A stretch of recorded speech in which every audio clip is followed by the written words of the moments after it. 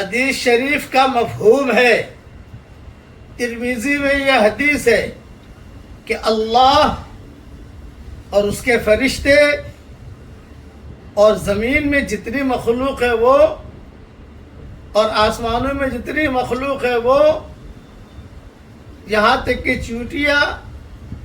یہاں تک کہ درخت، اشجار، احجار، یہ مفہوم بیان کر رہا ہوں، ساری مخلوق اس آدمی کے لیے دعا کرتے ہیں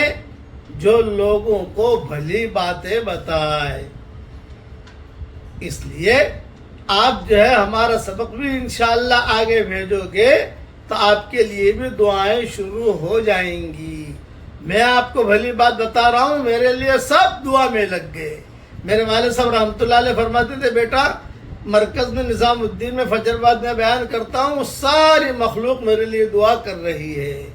اس لیے یہ فضیلت آپ کو بھی مل سکتی ہے۔